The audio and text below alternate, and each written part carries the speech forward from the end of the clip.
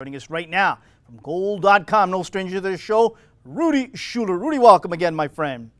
Thanks for having me again. Pleasure's all mine. Rudi, first and foremost, I want people for you to direct them where they can read that wonderful piece you wrote the day after Canada was eliminated from the World Cup. And I believe the headline was something in the regards, was there enough talent on this team? Please tell them before we get going here, because I thought that was a wonderful piece once you sent it to me. I really enjoyed it. Yeah, they can just go to gold.com and it should take them to the Canadian site. And it's no longer on the front page anymore because it's a few days old, but it's still quite relevant. If they just search the Canadian national team through the menus, they can find it right there. Outstanding. So let's get right to it. I'm torn. I don't know if they had enough talent. They might have, but I'm still torn. And if they did have the talent, then for sure the buck has to stop with Benito Floro, and he's the one that has to take full responsibility. Your thoughts, Rudi? Well, as you mentioned, I wrote that piece, and I do actually think that the team had enough talent at its disposal. I just don't think all the talent was on display, and I think that some of the talent that was on display was misused. So over the course of the last few weeks, we've all talked about Will Johnson and Jonathan Osorio not being there. I mean, Jonathan Osorio has been talked about for the past year and a half as a big omission for the Canadian national team. But just taking out those guys for a minute and looking at the guys he did choose. You saw a lot of defenders there, and when you get into a situation against an El Salvador team that is very beatable, that you need to score a lot of goals against, why are there so many defenders on the field? Why is I don't want to pick on David Edgar because he's a great soldier and a wonderful player and a good person from the talks I've had with him, but why is he going in place of Kyle Larin and Junior Hoylett, who were doing well on Tuesday night? Why is Tesha Wakaneli nailed to the bench? Why is Simeon Jackson not getting any playing time at all? Those are guys you want to call on if you need a goal or two, and instead of the central defenders who are there to keep goals out of the net. So yes, if you're protecting a lead, that's when you bring on the David Edgars of the world and Samuel Pietts and whatnot.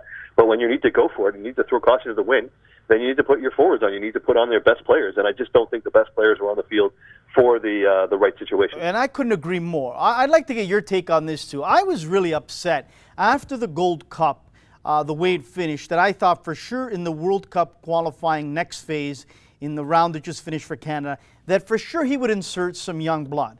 No Petrasso, no Fraser Aird, no Russell T-Bird. I mean, I could go on. And to me, I thought it was vitally important that he put a couple of these youngsters in there to get them to understand, even if we didn't get to the Hex or to the World Cup, to get them to understand what it takes, the atmosphere, the environment, on and on and on, Rudi. Why not give a Petrasso an opportunity, a T-Bird, an Atakube? I'm blown away. I don't know, maybe it's me, Rudi.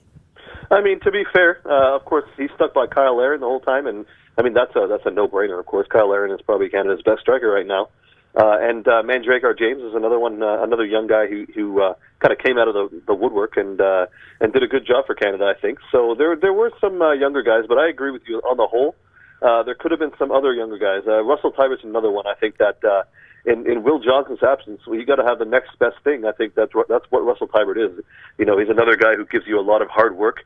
He leaves everything out there on the field, and he'd be a good guy to kind of pester the other team a little bit and cause some turnovers and do what Will Johnson does best. If you're not going to take one of them, you got to take the other, right? So I do think that some of these younger guys could have been brought in. I know Michael Petrasso was brought in for a couple of camps. Maybe I don't want to nitpick every selection because I do think that some of the guys that were there definitely deserve to be there as well. But I do think that there could have been some more young blood that maybe just, if you're going to have them sit on the bench and watch, then maybe that would have helped as well.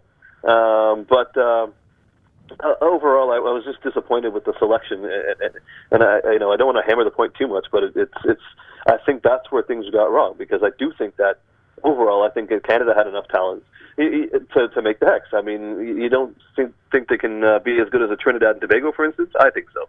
Oh, I couldn't agree more. And I mean, this was the time that Honduras was there for the taking. I said this from the beginning. We saw it in Vancouver where they came away with that win. They should have gotten a couple more goals, but they came away with that win.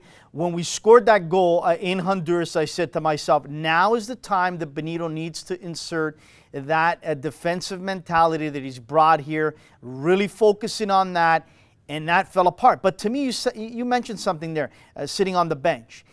And I don't know about you, Rudy. When that goal was scored by Canada, I mean, I almost decapitated Dwayne Rollins' head there at Scallywags, and a bunch of us, Jamie and I, were jumping all over each other. And I saw head coach Benito Floro of a national team stapled with his butt to the bench, not showing any emotion in possibly the biggest game in the last 20 years for Canada. That, to me, sent alarm bells. I don't know about you. Well, I mean, everyone's different, right? I mean, he's always come across as a very even-keeled kind of guy, never get too high, never get too low.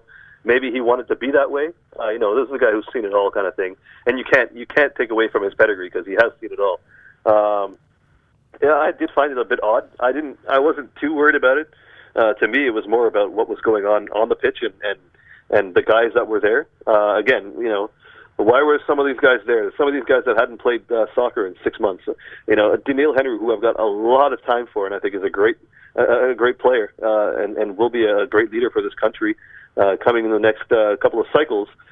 The guy hasn't played that much, yet he's playing 90 minutes out of position. Right, but that's the head coach's responsibility. But, Rudy, that's the head coach's responsibility. That buck stops with him. He needs to take the heat there. And I've heard this all along. Yes, Daniil has not looked like a guy that belongs right now in this stage in his career at that position for Canada. You know that. You're sharp enough. I know it. My next guest is going to harp upon that, which is going to be Bobby Rouche, who played that position for years and for Canada. He was upset about that, too. But that's where Benito has to live and die by those decisions. It's not poor Daniil's fault. No. And you know what? I think that if you want to go defensive, Daniil Henry, he's a good defender, but not when he's trying to be 90 minutes fit in Honduras heat when he hasn't played for 6 months.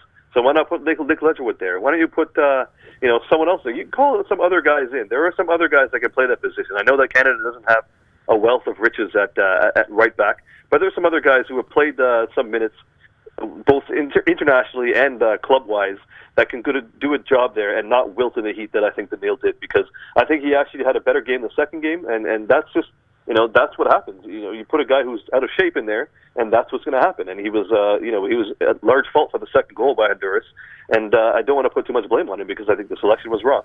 Absolutely. Rudy, let's move forward with the last couple of minutes we have here. Let's talk about the next phase. The next phase being who will be the next coach for Canada's men's national team. It's only a matter of days before an announcement comes about Benito Floro. So to me, we need to look forward. I've taken a lot of heat last week when I decided to talk about this in regards to who I would have. I would have Bob Bradley right at the top there. I would actually have Bruce Arena on top of him if he ever came available, and then Juan Carlos Osorio of Mexico if he became available. Those are my three. To me, everyone is getting defensive up here in Canada, especially some agents, some coaches, on and on and on. And to me, look, Rudy, I've said this with the new Canadian Professional League coming, which I gave the exclusive scoop out last week. I want a Canadian league full of Canadians, 100%, coaches, players, administrators, on and on. But when it comes to the national team, I want a guy like Bradley or Arena who know CONCACAF, who understand the language, who know MLS, on and on. You tell me what you want, Rudy. Oh, I can't argue with that at all. When it comes to the national team, I don't think that you should limit yourself to within Canada. Not other countries do it. Much better countries than Canada do it. So why can't Canada? Bring on a couple of Canadian assistant coaches that can learn the ropes under an experienced guy like Bradley or Arena. If we're going to throw guys in the hat, why not a guy like Siggy Schmidt as well? He's actually unemployed right now. We're just talking about guys that know the area, that know MLS, of course, and they have success at the CONCACAF level. I think that's extremely important, and I just don't think there's a Canadian that has that on his resume just yet. But that doesn't mean there won't be ever. But we don't have enough players and we don't have enough coaches, so you got to get the best that you can. And I think that shooting for the stars is exactly what Canada needs to do. No, and I totally agree. And the only Canadian who doesn't even have the CONCACAF experience that I would give an interview to and to talk to is Sasho Sorowski, head coach, University of Maryland. Some people are going to say, you're whacked, Anthony, you're crazy. No, I'm not. Because if you look at the last World Cup Team USA had, a number of his players were on that team that came out of University of Maryland. Matt Beasler, Zusi, another one escapes my mind that was a former TFC player that helped me, Rudy, that was sold. Maurice Sadu? Maurice Sadu was his player as well. I mean, I could go on and on. He's developed, he's nurtured players to go on to play for USA who's gone to World Cups now. Sasho doesn't have the experience in CONCACAF. That's why I say there's no Canadian at all. That people are throwing in my face Nick Dasovic, Mark Watson. Are you kidding me? You know what? Again, I can't argue with your points at all because I fall on your side of the agreement. I think Sasha Swarovski's a brilliant manager. I just don't think he has the experience of managing professionals in that kind of environment. It's one thing to nurture kids, and maybe he could start off as a U20 coach or something like that. But you got to work your way up, and you know, it's unfortunate because I like what Nick Zasovich and Mark Watson can bring to the table, but maybe they need to serve under someone like a Bob Bradley or whoever the case may be, and get a full cycle in before they can step up. Because I think that's what you need. You need to make step by step before you can make it to the big top, to the big dance. And no one is in the Canadian setup is there yet.